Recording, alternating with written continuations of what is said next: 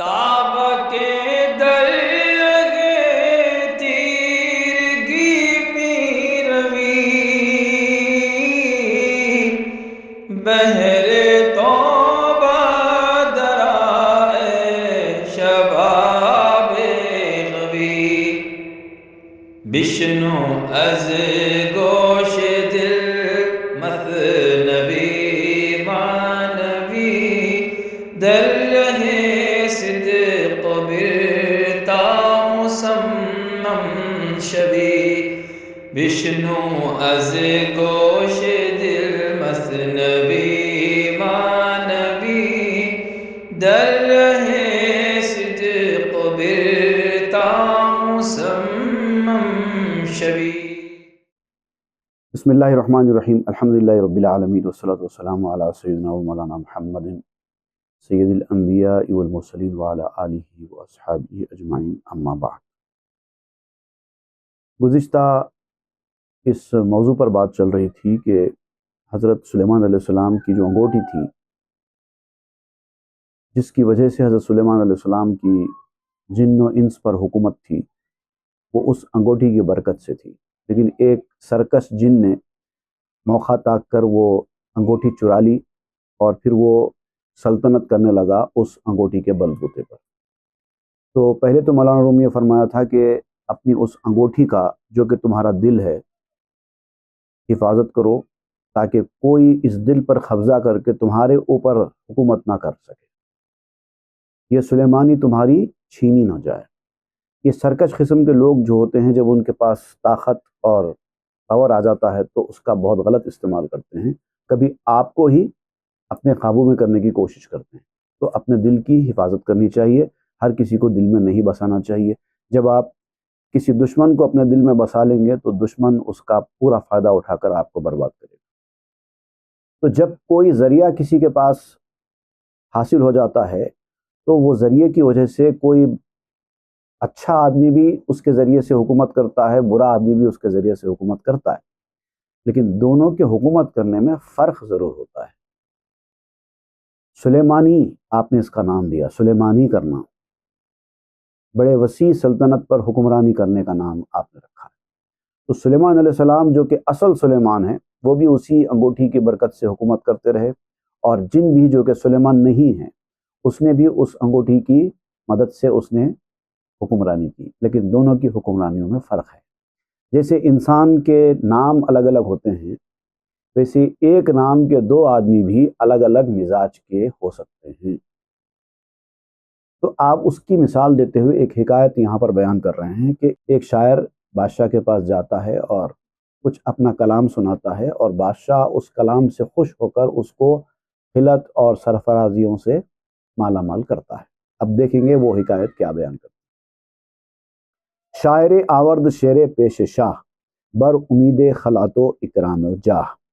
ایک شاعر نے ایک بادشاہ کے سامنے کسی وقت پہ اپنے کچھ خوبصورت اشعار پیش کیے، اس امید پر کہ بادشاہ شعر شاعری کا مداح ہے، اہل فن کی قدردانی کرتا ہے، اگر میرے اشعار اس کو پسند آ جائیں تو وہ مجھے قلت سے سرفراز کرے گا، اعزاز دے گا، مرتبہ نواز دے گا، تو میرا بھلا ہو جائے گا۔ پرانے بادشاہوں کے دور میں ایسا ہوا کرتا تھا، ایسے بادشاہ جو شعر شاعری کے شوقین ہوا کرتے تھے، ان کے پاس شاعر اپنا کلام لے کر پہنچ جاتے تھے۔ بادشاہ آپ کو پسند آ گیا تو سمجھو اس کو اپنی من مانی، اپنی من پسند چیز بادشاہ اس کو دے دیتا ہے۔ کبھی اشرفیاں دے دیا، کبھی دولت دے دیا، کبھی سونا چاندی دے دیا، جیسا اس کا موڈ ہے ویسا عطا بخشش ہو جایا کرتی تھی۔ شاہ مکرم بود فرامودش ہزار، از زر سرخ و کرامت و نثار۔ اب یہ جو بادشاہ تھا، جو شعر شاعری کا پسند کرنے والا تھا، وہ صاحب کرم بھی تھا، سخاوت والا بھی تھا، جنرس تھا، لوگوں کو نوازنا اس کا پسندیدہ مشغلہ تھا۔ جیسے ہی اس نے شاعر نے کلام سنایا، اس کو کلام پسند آ گیا، اس نے فوری حکم دیا کہ اس کو 1000 اشرفیاں دے دیے جائیں۔ اس کے علاوہ کچھ عطیات، کچھ انعامات کا بھی اس نے اعلان کر دیا، دے دو اس کو 1000 اشرف۔ پس وزیرش گفت ہی اندک بود، 10,000 ہدیہ دہ تا وارود۔ تو ایک وزیر تھا بادشاہ کا، جب اس نے سنا کہ اس شاعر کو 1000 اشرفیاں بادشاہ دے رہا ہے تو وہ آگے بڑھ کر بادشاہ سے کہنے لگا کہ یہ شاعر جس لیول کا کلام سنا رہا ہے، اتنا اعلیٰ کلام اس نے سنایا ہے کہ اس کلام کے سامنے اور آپ کی عطا و بخشش کے سامنے 10,000 اشرفیاں بھی کوئی معنی نہیں رکھتے، اور آپ ہیں کہ 1,000 اشرفیاں دینے کی بات کر رہے ہیں۔ آپ اس کو اچھا دیجئے، زیادہ دیجئے، تاکہ یہ خوشی کے ساتھ واپس ہو، سیٹسفائی ہو کے جائے آپ کے پاس۔ ایسا آپ اتنے بڑے بادشاہ ہو کر، ایسے سخی بادشاہ ہو کر، اتنے اعلیٰ کلام والے کو آپ 1,000 اشرفیاں دے کے بھیج رہے ہیں۔ وزیر تھا، بہت خاص وزیر تھا، اس نے یہ بادشاہ کو مشورہ دیا۔ اس چنو شاعر پسستو بہر دست، دہ ہزارے کے بے گفتم اندکست۔ اس جیسے اعلیٰ پیمانے کے شاعر کے لیے، با کمال شاعر کے لیے، اور آپ جیسے سخاوت والے کے لیے یہ 10,000 بھی آپ کہیں تو تھوڑے ہیں۔ قصہ گفت آن شاہ راو فلسفہ، تا برآمد عشر خرمن اسکفا۔ پھر اس وزیر نے بادشاہ کو کچھ واقعات سنائے بڑے بڑے بادشاہوں کے، وہ لوگ کیا کیا کرتے تھے، اور بادشاہی کا جو فلسفہ ہے وہ بیان کیا کہ بادشاہ کو کیسا ہونا چاہیے۔ اور آپ ہیں کہ اتنی بڑی سلطنت رکھ کر اس میں سے ایک بالکل ایسا دے رہے ہیں جیسے کہ ایک خزانے میں سے اٹھا کر ایک دو تین چیزیں کسی کو دے دینا۔ فقیروں کو اگر آپ 500 اشرفی 1,000 اشرفی دے دیں تو کوئی بات نہیں، ایسا بڑا فنکار آدمی ہے، اس کو آپ بتاؤ بخشش کے نام پر یہ 1,000 اشرفیوں کا کیا اعلان کر رہے ہیں۔ دہ ہزارش داد و خلا در خورش، خانہ شکر و ثنا گشتاں سرش۔ تو آپ کیا کیجئے، اس کو کم سے کم 10,000 اشرفیاں تو دیجئے، اور اس کے مناسب اس کو قلت دیجئے، عطا و بخشش کیجئے، تاکہ اس کا دماغ آپ کے بارے میں اچھا خیال کرنے والا بن جائے، شکر و ثنا کا پیکر بن جائے وہ آدمی، وہ شاعر، پھر وہ آپ کی تعریفوں میں بھی قصیدے لکھ سکتا ہے۔ اس کو خوش کر کے بھیجیے۔ پس تفحص کرد کی سعیے کے بود، شاہ را اہلیت من کے نمود۔ تو بادشاہ نے اس کو وزیر کے مشورے کے مطابق بہت سارے اشرفیاں اور بہت سارا قلت و انعامات دے دیے۔ اب اس نے خیال کیا کہ بادشاہ نے پہلے تو مجھے 1,000 اشرفیاں دینے کا اعلان کیا تھا، لیکن جب دینے کا وقت آیا تو اتنا زیادہ دے دیا۔ تو اب شاعر کو جستجو ہوئی کہ آخر بادشاہ کا ذہن ایسا پلٹا کیوں، میری قابلیت میری صلاحیت کے بارے میں بادشاہ کو بتایا کس نے، جو اچانک بادشاہ 1,000 سے 10,000 پر آ گیا اور اتنے ساری قلتیں مجھے دے دی۔ اب اس کو جستجو ہوئی معلوم کرنے کی کہ آخر اس کے پیچھے کون ہے۔ پس بے گفتندش فلان الدین وزیر، آن حسن نام و حسن خلق و ضمیر۔ تو لوگوں نے اس کو بتایا کہ ایک بادشاہ کا بہت خاص وزیر ہے، فلاں وزیر ہے، نام لیا اس کا۔ اس نے بادشاہ کو یہ مشورہ دیا ہے، اس کا نام حسن ہے، نام کا بھی حسن ہے اور دل کا بھی، اخلاق کا بھی حسن ہے۔ حسن اچھے کو کہتے ہیں عربی میں، تو نام ہی اس کا حسن نہیں ہے بلکہ اس کی طبیعت، اس کا مزاج، اس کا ضمیر، اس کے اخلاق سب حسن ہے۔ در ثنائے او یہ کہ شیر دراز، بر نوشت و سوئے خانہ رفت باز۔ جیسے ہی اس نے وزیر کے بارے میں یہ سنا کہ حسن نام کا وزیر بھی مزاج کا حسن ہے، تو اس نے اس حسن وزیر کے بارے میں قصیدہ لکھ دیا اس کی تعریف میں، اور کھڑے کھڑے وہ حسن وزیر کے تعریف میں قصیدہ لکھ کر سنا کے وہاں سے نکل کے گھر کو آ گیا۔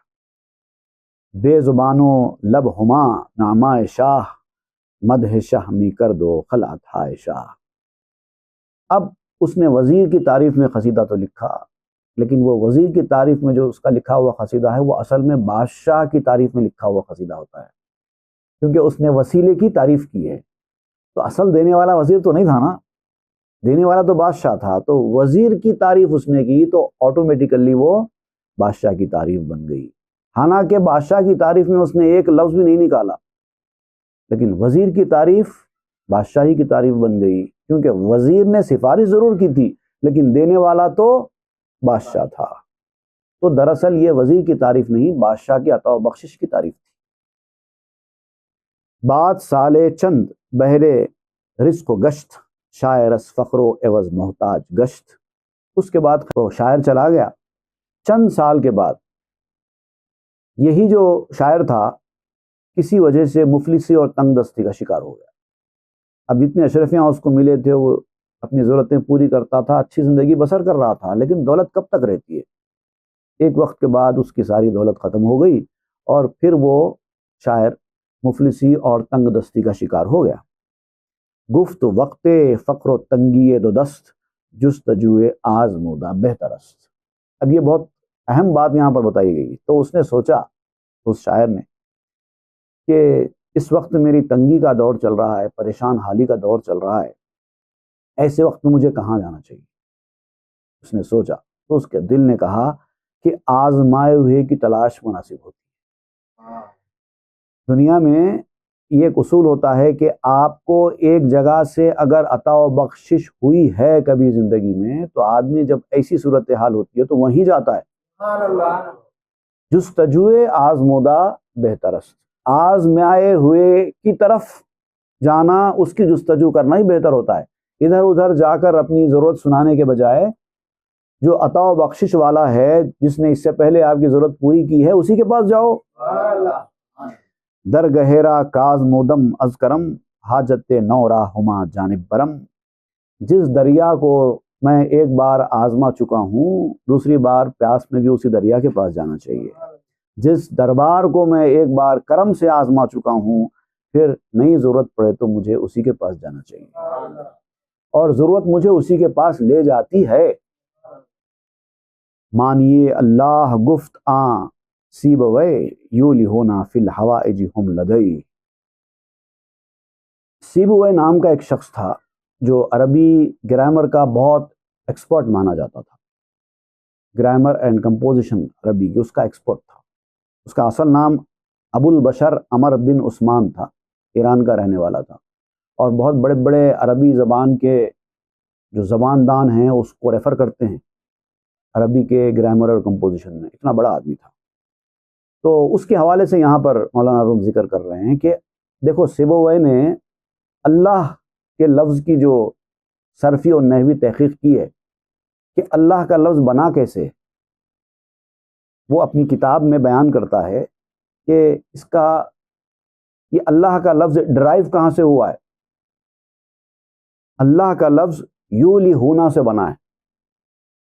یولی ہونا کہتے ہیں ضرورت کے وقت کسی کی طرف جانے کو۔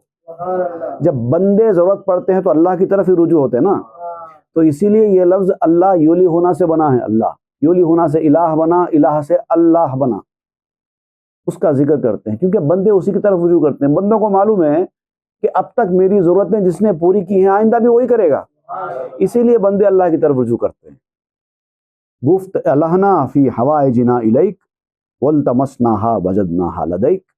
تو اس نے کہا کہ ہم چونکہ ضرورت کی طرف، سیبوے نے یہ کہا ہے اللہ کے معنوں کو بیان کرتے ہوئے کہ ہم ضروریات کی وجہ سے جس کی طرف رجوع کرتے ہیں، جس کے پاس جاتے ہیں، وہ اصلی ذات اللہ کی ہے، اسی لیے یہ لفظ اللہ بنا ہے، کیونکہ ضرورتیں وہیں پر پوری ہوتی ہیں۔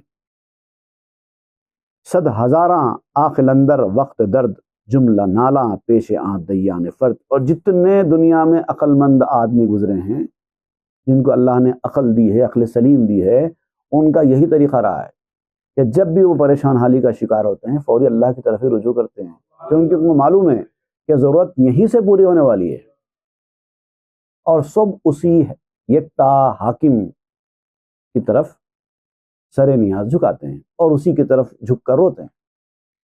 ہیچ دیوانہ فلیوے ای کند، بر بخیل عاجز گدیا تنت۔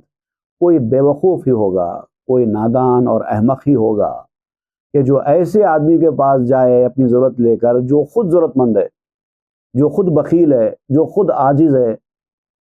بندے عاجز ہوتے ہیں، بندوں کے پاس کیوں جائیں گے؟ جن کے ہاتھ میں کچھ ہے ہی نہیں، ان کے پاس جا کر مانگنے کا فائدہ ہی کیا ہے؟ جو بندے ہیں وہ عاجز ہیں، جو قادر ہیں وہ مالک ہیں، وہ معاملہ ہے۔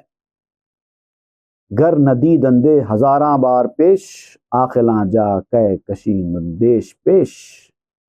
اس سے پہلے لوگوں نے اپنی زندگیوں میں ہزاروں بار یہ آزمایا ہے کہ ان کی ضرورتیں اللہ کے دربار سے ہی پوری ہوتی رہی، یہاں تک کہ جو انہوں نے مانگا وہ بھی اللہ کے پاس سے ملا، اور جو انہوں نے مانگا ہی نہیں تھا وہ بھی اللہ کے پاس سے ملا۔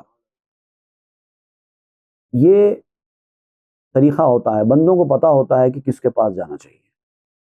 بلکہ جملے ماہیاں در موج ہا، جملے پرندگاں بر اوج ہا، تمام موجیں، تمام موجوں میں مچھلیاں، تمام بلندیوں پر تمام پرندے سب اللہ کی جانب رجوع کرتے ہیں۔ بلکہ جملہ موجہا بازی کنا، ذوق و شوق اشرا ایاں اندر ایاں، بلکہ کھیلتی ہوئی تمام پانی کی موجیں اسی کی طرف ذوق و شوق کو ظاہر کر رہی ہیں۔ آپ ایک حسن تعلیل کہتے ہیں اس کو، اس کا ذکر یہاں پر کر رہے ہیں۔ سمندر کے اندر جو موجیں اٹھتی ہیں تو آپ کہتے ہیں کہ وہ موجوں کا اٹھنا نہیں بلکہ خدا کی طرف رجوع کرنے کا ایک عمل ہے، وہ اس کا ذوق و شوق ہے جو اپنے بنانے والے کی طرف اٹھ اٹھ کر جاتی ہیں۔ پیل و گرگو حیدر و اشکار نیس، اژدہائے زفت مور و مار نیس، ہاتھی، بھیڑیا، شیر، شکار، ہر چیز، موٹا اژدہا رہے چاہے چونٹی رہے چاہے سانپ رہے، ساری مخلوق کو عطا کرنے والا وہی ہے، اس لیے ساری مخلوق اسی کی طرف رجوع کرتی ہے۔ بلکہ خاک و باد و آب و ہم شرار، ما یزو یابند ہم دے ہم بہار، یہ تو جاندار چیزیں ہیں۔ ہاتھی، بھیڑیا، شیر، سانپ، اژدہا، چونٹی، یہ ساری مخلوق جاندار ہے، اگر یہ اپنے مالک کی طرف رجوع کرتی ہے تو کوئی تعجب کی بات نہیں ہے۔ جس کے اندر جان ہی نہیں ہے وہ چیزیں بھی اللہ تعالیٰ کی طرف ہی رجوع کرتی ہیں، جیسے کہ مٹی، ہوا، پانی، چنگاریاں، ہر چیز اسی سے فیض حاصل کرتی ہیں، چاہے وہ بہار کا موسم رہے چاہے خزاں کا موسم رہے۔ ہر دمش لابہ کند این آسماں کے فرو مگزار میں حق یک زماں، اور آسمان ہمیشہ اللہ تعالیٰ کی منت و عاجزی کرتا رہتا ہے، کیونکہ اللہ تعالیٰ کے ہاتھ میں ہے آسمان کا نظام، زمین کا نظام، سب کچھ، اور سب التجا کرتے رہتے ہیں پروردگار ہم کو بچا کے رکھ، ہم کو بچا کے رکھ، ایک لمحے کے لیے بھی ہم کو نہ چھوڑ، یہ سب کہتے رہتے ہیں۔ استن من عصمت و حفظ تو است، جملہ متوی یمین آند دست، میں جس ستون کے اوپر ٹکا ہوں، آسمان کہتا ہے میں جس ستون کے اوپر ٹکا ہوں وہ ستون تیرے ہاتھ میں ہے، میرا بچاؤ، میری حفاظت تیرے ہاتھ میں ہے، سب چیزیں تیرے دونوں ہاتھوں میں لپٹی ہوئی ہیں، تیرے قبضے قدرت میں، تو جیسے چاہے پھیرتا ہے، جس کو جیسے چاہے چلاتا ہے، جب تک چاہے رکھتا ہے، جب چاہے میڑ دیتا ہے۔ اس کا ذکر کرتے ہوئے جو لفظ آپ نے یہاں پر متوی استعمال کیا، یہ قرآن مجید کی ایک آیت کی طرف آپ اشارہ فرماتے ہیں۔ یہ سورہ الزمر کی آیت نمبر 66 میں اللہ تعالیٰ فرماتا ہے وما قدر اللہ حق قدرہ، یہ لوگ اللہ تعالیٰ کی جیسے قدر کرنا چاہیے ویسا نہیں کرتے، اس کی قدر کا حق ادا نہیں کرتے، کیا ہے اللہ نہیں معلوم ہے۔ والارض جمیعا قبضتہ یوم القیامہ والسماوات مطویات بیمینہ، یہ جو زمین ہے جس کے اوپر تم چلتے پھرتے ہو، یہ قیامت کے دن اللہ تعالیٰ اس کو سمیٹ دینے والا ہے۔ جب تک وہ چاہا زمین تمہارے پاؤں کے نیچے تمہارے چلنے کی جگہ بنی ہوئی ہے، جب اللہ کا حکم ہوگا کہ سمٹ جا، زمین سمٹ جائے گی، اور اس کے ہاتھ میں ہے، اس کے دست قدرت میں ہے۔ جب وہ حکم دے گا آسمانوں کو، آسمان ایسے لپیٹ دیے جائیں گے جیسے آپ کپڑے کو تہہ کر دیتے ہیں یا رول کر دیتے ہیں۔ یہ قدرت والی ذات ہے اللہ تعالیٰ کی، تو ہر چیز اس کے ہاتھ میں، اسی لیے زمین بھی اللہ تعالیٰ کے پاس عاجز انکساری کرتی رہتی ہے، آسمان بھی جھک کے عاجز انکساری کرتا رہتا ہے۔ جب تک تو چاہے ہمارا وجود ہے، جب تیرا حکم ہوگا تو ہم تو گئے پانی میں۔ وی زمیں گویت کے دارم برقرار، اے کہ بر آبم تو کر دستی سوار، اور زمین گڑ گڑا کر دعائیں کرتی رہتی ہے کہ پروردگار مجھے برقرار رکھ، مجھے برباد ہونے سے بچا، تو نے تو مجھے پانی کے اوپر سوار کیا ہے، میرا وجود پانی کے اوپر قائم رکھا ہے تو نے۔ پانی جیسی چیز جو تھوڑی ڈینسٹی والی چیز کو ڈبا دیتی ہے، اتنی بڑی زمین کو سنبھالے ہوئے، اب زمین کے اندر جا کے دیکھیے پورا پانی بھرا ہوا ہے، زمین کے اندر تہوں میں آپ جائیے پورا پانی پانی ہے، اس کے اوپر اللہ نے زمین کو قائم رکھا ہے۔ جم لگاں کیسا ازو بردوختند، دادن حاجت ازو آموختند، جتنی جاندار چیزیں ہیں، جتنی بے جان چیزیں ہیں، سب نے اپنی اپنی تھیلی اسی سے سی رکھی ہے، کوئی چارہ نہیں ہے، اور ضرورت پوری کرنا بھی اسی سے سیکھا ہے سب نے۔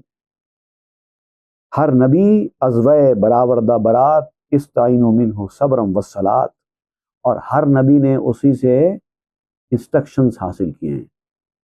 زمین پہ آنے والے سارے انبیاء اللہ سے انسٹرکشنز لے کر اس کے حساب سے کام کرتے ہیں، اور جہاں پریشانی لاحق ہو جاتی ہے وہاں پر دو چیزوں سے مدد طلب کرتے ہوئے اللہ کے حضور گر گراتے ہیں، ایک نماز اور ایک صبر۔ اللہ تعالیٰ نے خود فرمایا استعینوا بالصبر والصلاۃ، اللہ تعالیٰ سے مدد حاصل کرنے کا طریقہ یہ ہے کہ دو چیزوں کو اپنے ہاتھ سے جانے مت دو، تمہارے کام بن جائیں گے، ایک صبر، دوسرا نماز۔ جب بھی کوئی پریشانی لاحق ہو جائے اس وقت صبر کا مظاہرہ کرو اور نماز پڑھو، دعا کرو، تمہارا مسئلہ حل ہوگا۔ ہی ازو خواہید نئے از غیر او، آپ در یمجو مجو در خشک جو۔ تو آپ کہتے ہیں کہ یہاں پر خبردار یاد رکھو، ہر وقت اللہ سے مدد طلب کیا کرو۔ استعینوا علی الحوائج بالکتمان کہا گیا حدیث میں بھی، ہر وقت اللہ سے مدد طلب کرتے رہو چھپا کر، ضرورت نہیں ہے لوگوں کے سامنے بیان کر کے مدد طلب کرو، خاموشی کے ساتھ طلب کرو، وہ تو سننے والا ہے۔ ہر وقت اللہ سے مدد چاہتے رہو، اور یقین کرو کہ جو کچھ بھلائی ہے اسی کا حکم بجا لانے میں ہے، اور جس قدر برائی ہے لوگوں کی رائے پر چلنے میں ہے۔ یہ جو آخری جملہ میں نے کہا یہ خواجہ محی اللہ رضی اللہ تعالیٰ عنہ کا ارشاد ہے۔ تو آپ کہتے ہیں کہ خبردار غیر سے مت مانگو، جو اللہ کا غیر ہے اس کے پاس کوئی امید لے کر مت جاؤ۔ پانی سمندر میں تلاش کرو، دریا میں تلاش کرو، تالاب میں تلاش کرو، خشک نہر میں جا کر پانی تلاش مت کرو، جہاں پانی سوکھ چکا ہے وہاں جا کر پانی لیں گے تو ہوگا کیا؟ ور بخواہی از دیگر ہم او دہد، بر کف میل سخا ہم او نہد۔ اگر تم دوسرے سے کوئی چیز طلب کریں گے تو وہ تو وہی دے گا جو اس کے پاس ہے، پہلے تو ہر آدمی ہر چیز دیتا نہیں ہے، اور اگر دے بھی تو وہی چیز دے گا جو اس کے پاس ہے۔ اب سب کے پاس سب کچھ ہوتا تو نہیں ہے نا۔ آپ کے ہاتھ میں اگر وہ سخاوت کا مظاہرہ کر کے کچھ رکھ بھی دے گا تو وہی چیز دے گا جو اس کے پاس ہوگی، جو خود اس کے پاس نہیں ہے وہ کہاں سے لا کے دے گا؟ اور کس کے پاس کتنا ہوتا ہے؟ ہر ایک کے پاس لمیٹڈ ہی ہوتا ہے۔ آنکھ مور ازرا زر قاروں کنت، رو بدو آری بتاچو کنت۔ وہ تو اللہ تعالیٰ ایسا ہے جو اللہ سے دور بھاگنے والے، اللہ کی نافرمانی کرنے والے، اللہ کی اطاعت گزاری سے پیٹ پھیرنے والے، اللہ کے احکامات کو پس پشت ڈالنے والے، اللہ کے ہی وجود کا انکار کرنے والے، ان لوگوں کو بھی قارون بنا دیتا ہے، ان لوگوں کو بھی اتنا نواز دیتا ہے۔ قارون کیا تھا؟ قارون کی دولت تو مشہور ہے نا، کیا نہیں تھا قارون کے پاس؟ اتنی دولت اللہ نے دے رکھی تھی۔ کس نے دی تھی؟ اللہ نے دی تھی، مگر قارون اللہ کو نہیں مانتا تھا۔ تو جب اللہ کو نہ ماننے والے قارون کو اللہ تعالیٰ اتنا بڑا خزانہ دے سکتا ہے تو جو اللہ کی فرما برداری کرنے والا بندہ ہے اس کو وہ کہاں چھوڑے گا خالی ہاتھ؟ بار دیگر شاعر سودائے داد، رو بسوئے آنشہ محسن نہاد۔ تو اب یہ شاعر کا معاملہ بھی ایسے تھا، جب اس نے ایک بادشاہ کی عطا اور سخاوت و بخشش کو اس نے دیکھا تھا، آزمایا ہوا تھا نا مسئلہ، کہ بادشاہ نے پہلے تو 1000 اشرفیوں کا اعلان کیا، اس کے بعد جب دیا تو 10,000 اشرفیوں سے زیادہ دے دیا۔ تو اب اس کا ایک سکہ بیٹھا ہوا تھا شاعر کے اوپر کہ اب میں ضرورت میں آن پڑا ہوں، پریشانی لاحق ہو گئی ہے، تو اب مجھے اس ضرورت کی تکمیل کے لیے اسی بادشاہ کے پاس جانا چاہیے، کیونکہ وہ احسان کرنے والا بادشاہ ہے۔ ہدیہ شاعر چہ باشد شعر نو، پیش محسن آرد و بن حد گرو۔ اب شاعر جائے گا بادشاہ کے سامنے تو پہلے بادشاہ کے سامنے کچھ یہ ہدیہ پیش کرے گا، تب بادشاہ اس کے جواب میں اس کو ہدیہ دے گا نا۔ پہلے یہ کچھ پیش کرے تو خوش ہو کر بادشاہ پھر کچھ پیش کرے۔ اب شاعر کیا دے سکتا ہے سوائے شعر کے؟ شاعر کے پاس کیا ہوتا ہے دینے کے لیے؟ شعر ہی ہوتا ہے۔ تو شاعر کیا کرتا ہے؟ شعر سنا کر تعریفوں کے قصیدے لکھ کر بادشاہ کے سامنے سناتا ہے. تو جیسے ہی وہ بادشاہ سنتا ہے وہ خوش ہوتا ہے، گویا کہ اس شاعر نے شعر گروی رکھ دیے اور اس کے جواب میں بادشاہ اس کو عنایتوں سے مالا مال کرتا ہے. محسنہ باسد عطاؤ جود و بر، زر نہادہ شاعراں را منتظر. تو جو احسان کرنے والا ہوتا ہے وہ سینکڑوں عطائیں کرتا ہے، سخاوت کرتا ہے، احسان و بخشش کرتا ہے، اور اس کے پاس کے جو خزانے ہوتے ہیں سونے چاندی کے وہ ایسے ہی لوگوں کے لیے ہوتے ہیں. بادشاہ کو خوش کرنے والے جب بادشاہ کے سامنے جا کر کچھ ایسا کام کرتے ہیں کہ بادشاہ خوش ہو جائے تو انہی کے لیے تو اٹھا کے رکھتا ہے، فوری اٹھاتا ہے اور دے دیتا ہے. تو عام طور پر اس طرح کے جو بادشاہ ہوتے ہیں ان کے پاس کے جو مصاحبین ہوتے ہیں وہ ایسے ہی ہوتے ہیں کہ بادشاہ کو کون سی چیز پسند ہے وہ اس کے سامنے پیش کرتے ہیں اور وہ سونا لٹاتا ہے. پیش شاں شعر بیس ستنگ شعر، خاص شاعر کو گہر آرد ز خیر. اب بادشاہوں کے پاس جب ان کے سامنے شعر پیش کیا جاتا ہے، اچھا شعر یا بادشاہ کی قصیدے میں ان کی تعریف میں پیش کیا جانے والا شعر، وہ بادشاہوں کی نظر میں 100-200 سونے کے ٹکڑوں سے زیادہ قیمتی ہوتا ہے. ان کے پاس دولت کی کوئی کمی نہیں ہے لیکن ایسا شعر وہ نہیں بنا سکتے. اور شاعروں کے پاس شعروں کی کمی نہیں ہوتی ہے، دولت ان کے پاس نہیں ہوتی ہے، تو وہ لوگ لا کے یہ پیش کرتے ہیں، یہ اس کو جواب میں وہ پیش کرتا ہے. اور خاص طور سے ایسے چاپلوس قسم کے جو بادشاہ ہوتے ہیں وہ لوگ تو ایسی تعریف کرنے والوں کا تو انتظار کرتے رہتے ہیں، اور شاعر گہرائی سے موتی نکالتا ہے ان کے واسطے. اب ان کی نظر میں وہ اس کا کلام سنانا بالکل ایسے ہے جیسے اس نے شاعر نے سمندر میں غوطہ لگا کے ان کے لیے موتی لایا ہو، اس کو ایسے ٹریٹ کرتے ہیں. پھر وہ موتی دے رہا ہے ان کو ان کی پسند کا، تو یہ اس کی پسند کا سنا دیتے ہیں. آدمی اول حریث نابوت، زاں کے قوت نا ستون جاں بوت. انسان جو ہے پہلے تو روٹی کا حریث ہوتا ہے، روٹی کا خواہش مند، رزق کا خواہش مند ہوتا ہے. پہلے سب سے پہلے انسان کی ضرورت ہے کھانا، پہلے اس کی توجہ روٹی کے اوپر ہوتی ہے کیونکہ اس کی جان اسی کے اوپر ٹکی ہوئی ہے. اب جب روٹی کی اس کی ضرورتیں پوری ہوتی ہیں تو اس کے بعد پھر وہ آگے کی ضرورتوں کی طرف توجہ کرتا ہے. پہلے تو روٹی ہے، چاہے وہ بادشاہ ہو چاہے وہ فقیر ہو، ان کی پہلی ضرورت تو روٹی ہوتی ہے. سوئے قصبو سوئے غصبو صد ہیل، جا نہادہ بر کفس حرص و عمل. لوگ کمانے کے لیے کس حد تک بھی جاتے ہیں. اگر آپ کو دیکھنا ہے تو ذرا دنیا میں نکل جائیے، ایک سے ایک منظر آپ کو ملے گا کمائی کے لیے لوگ کس حد تک آگے بڑھ رہے ہیں، کیسے کیسے لوگوں کی چاپلوسیاں کر رہے ہیں، کیسے کیسے لوگوں کی تعریف کر رہے ہیں، کیسے کیسے لوگوں کے پیچھے پھر رہے ہیں. لالچ ان کو کیا کیا کراتا ہے، جان ہتھیلی پہ لگ کر تو نکل جاتے ہیں لوگ.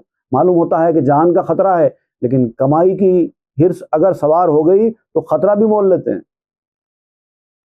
چوں بنادر گشت مستغنی زنا، عاشق نامست مدح شاعراں.